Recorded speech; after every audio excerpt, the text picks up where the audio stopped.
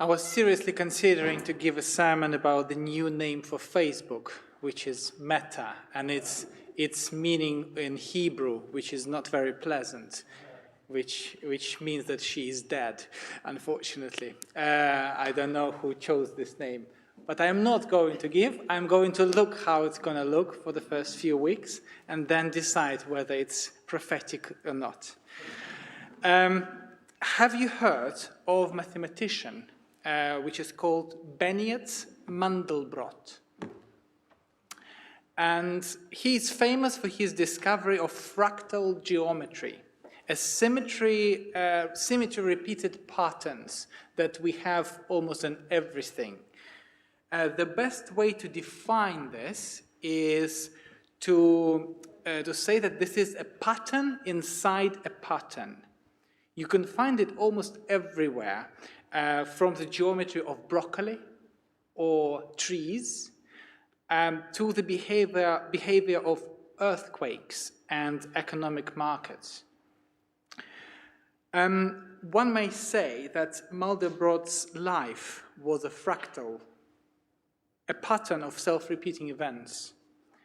He started his own life as a Jewish refugee.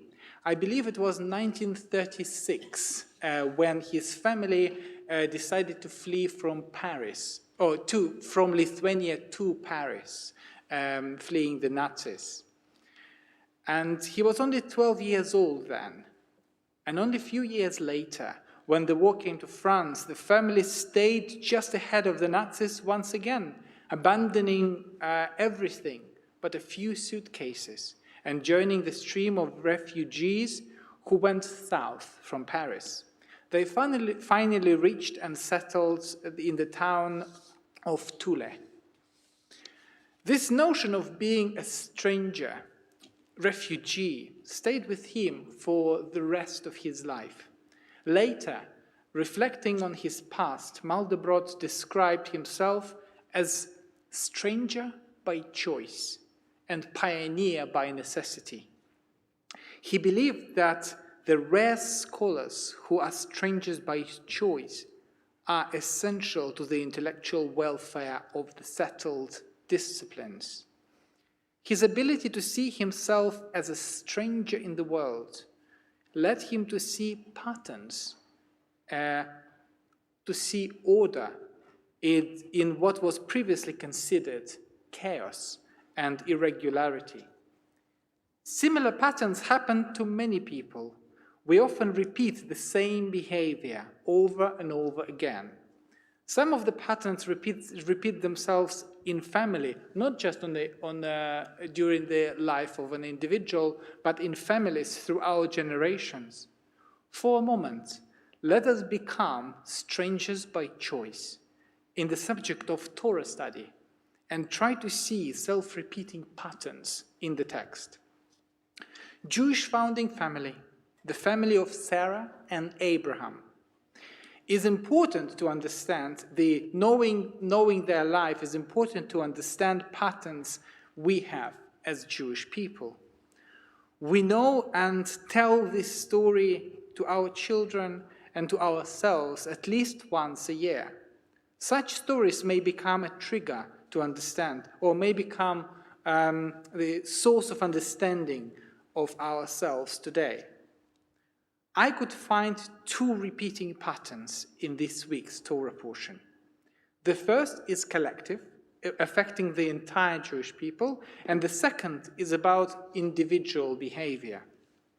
In this week's Torah portion, Abraham wants to buy a burial plot, the cave of Machpelah. It was shortly before the events that I read.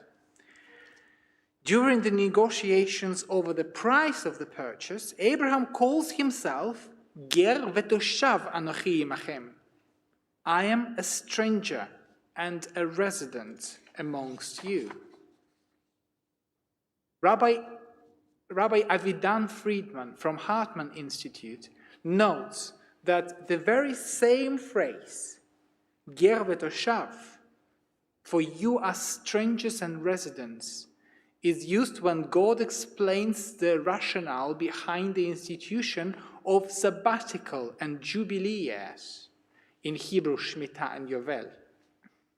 Their purpose is to ensure that no matter how much sovereignty and ownership we enjoy over the land, we must always remember to act with humility of the stranger resident.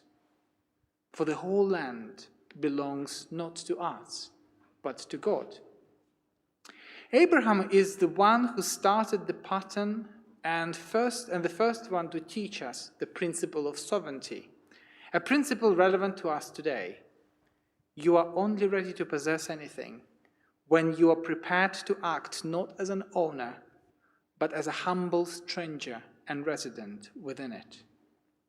This weekend, thousands of representatives are gathering in Glasgow for the climate change conference.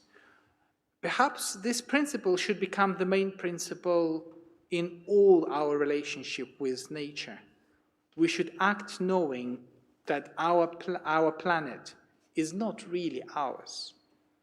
We are strangers on our planet and should treat it with respect and a great care, doing everything we can to stop the pollution and clean as much as we can, as any guest would have done.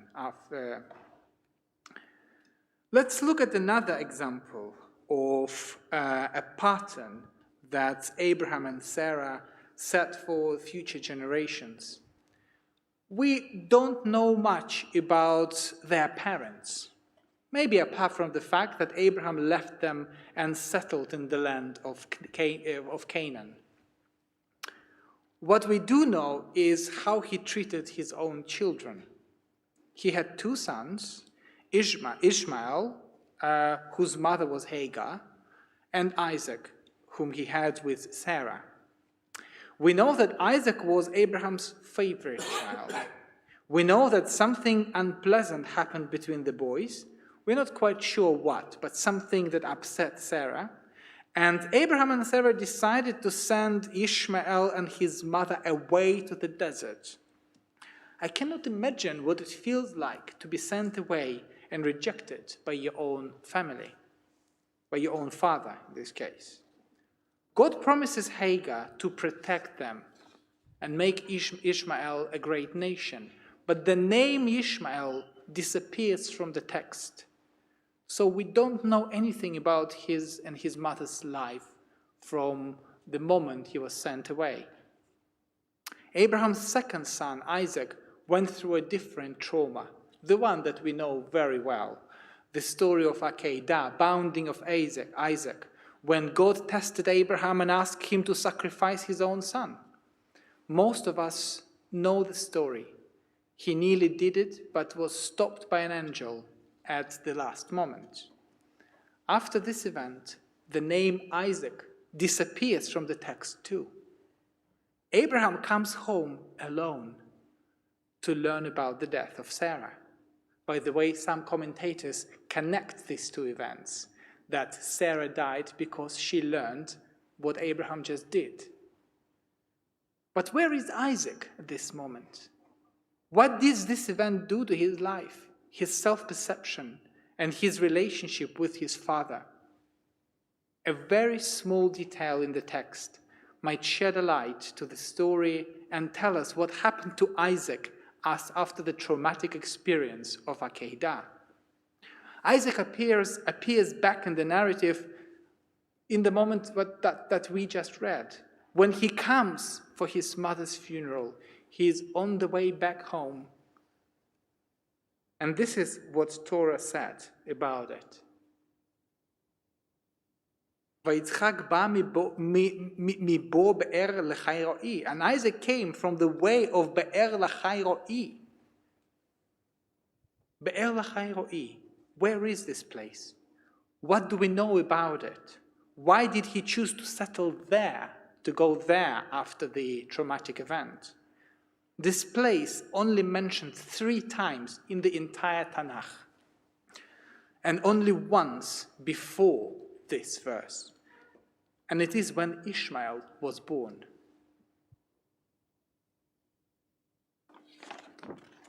And the angel of the Eternal One said to Hagar, "You're pregnant and will bear a son, and you will name him Ishmael," what means God heard,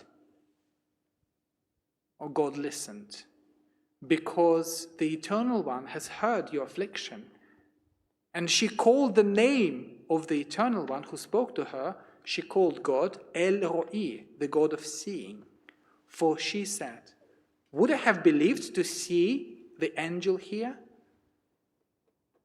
After having seen what I saw." So the well where the angel appears to her was called Be'er Lachai Roi, exactly the same name as we just heard in Isaac's story.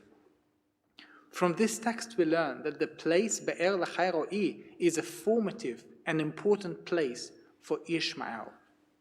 It is likely that Hagar and Ishmael went back there after Abraham and Sarah rejected them.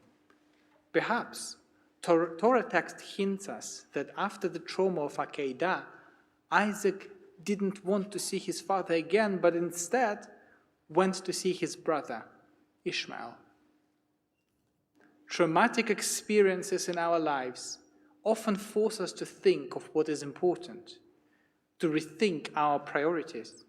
What made you happy when you were a child? Most likely, it wasn't the status or possessions of your parents, but the quality time you spent with people you love. Building relationship and spending time with those who we care about the most. Conflicts and traumatic experiences can become our patterns, self-repeating events that burden us, or at least can lead to some patterns. This little detail in the Torah reminds us that such experiences don't have to become patterns or burdens. And Isaac did exactly this. He broke the cycle. Instead, those patterns can become a force to rebuild relationships, to reconcile with our families, and to spend time with those we love.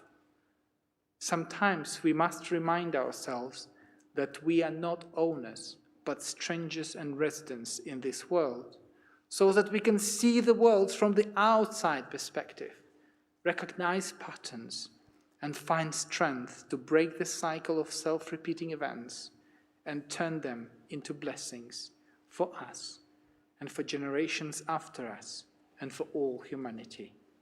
Ken Yehi Ratzon, may this be God's will.